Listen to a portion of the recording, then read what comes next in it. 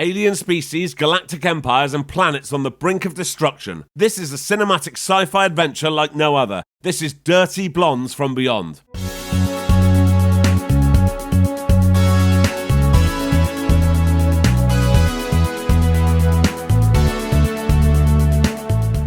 I'm Jay Harangue, and I talk about soft porn and stalker movies. You should subscribe.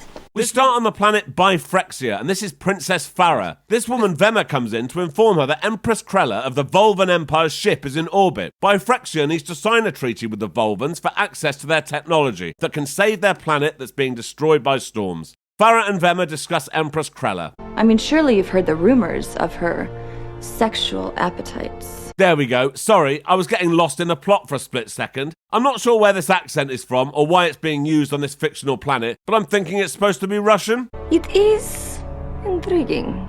They say they've heard stories of Empress Krella finding a species with 3 legs, meaning men, and then they bang. Here comes Krella, but she's not signing a treaty, she's attacking. What? Yes, so Vema, who's the pilot, needs to get Princess Farah away from Byfrexia as soon as possible. In fairness, this space battle is nowhere near as bad as it could have been on a soft porn budget. This goes on for a while. They escape the chasing ships through the planet before dodging all these asteroids, but it's not good enough. We have to use the hyperdrive to get out of this quadrant and away from Krella. When Krella arrives at Farah's palace with her assistant Thanis, there's no sign of the princess. Krella needs to find Farah, purely because she collects sex partners from around the galaxy and has heard all about Princess Farah's beauty. I will have her! I think you need to see a therapist.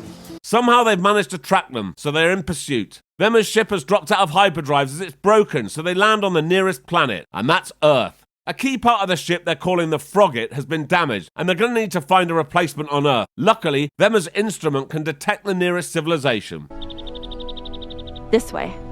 This is Will. He's one of the few people on Earth who believes in aliens, and his laptop has somehow detected a UFO. And this is Mark. He saw Farah and Vema's ship landing earlier and reported it to the authorities. And here comes Special Agent Smith and Jones. I'm Agent Smith. This is Agent Jones. Jones thinks Mark's just a drunken old man, but Smith thinks they should take it seriously and go into the woods to investigate. In any case, it gets me into the woods alone with you. Enough. She's like, piss off, it's never going to happen. And he's like, if you keep up this hard to get at, I'm going to start thinking you're not interested. Farah and Vema have come across this cabin. It's Jock's house. Hold it right there. Vema uses her freeze gun on him and they start examining him. 2 shots of the freeze gun seems to turn him into a zombie and 1 other makes him turn normal again.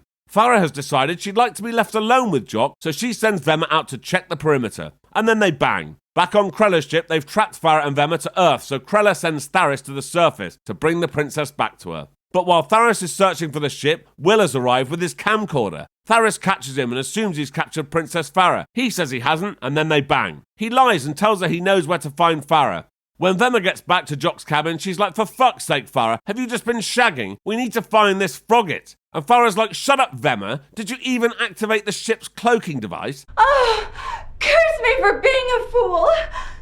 So the ship is now invisible, which is good because the agents have arrived and can't see it. Smith's like, there's radiation here and it's making me horny. But he's always trying things like this and Jones isn't falling for it. But she does agree to swing by the cabin they saw on the way up there. Will and Tharis are also having no luck finding the princess. Status report, Commander.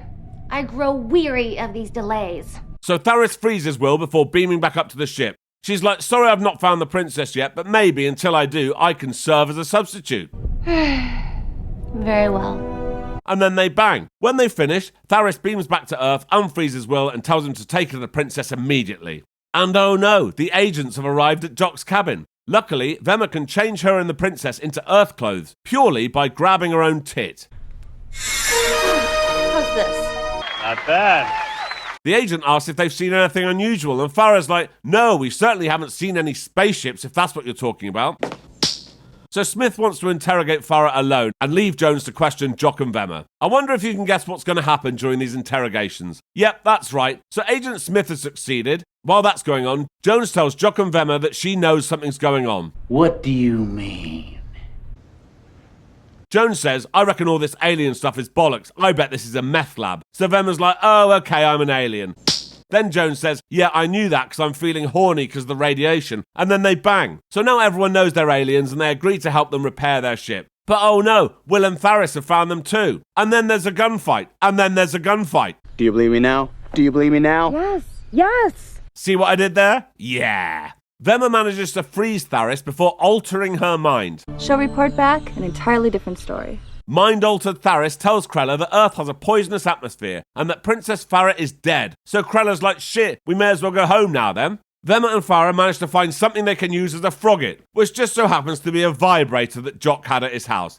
Of course. They freeze all the humans before getting back on the ship and unfreezing them again. The humans see the ship fly off into space, then the agents go in the cabin and bang. That is all. So until next time. Thank you for watching. If you enjoyed this, please like and subscribe and check out this other video. Thank you.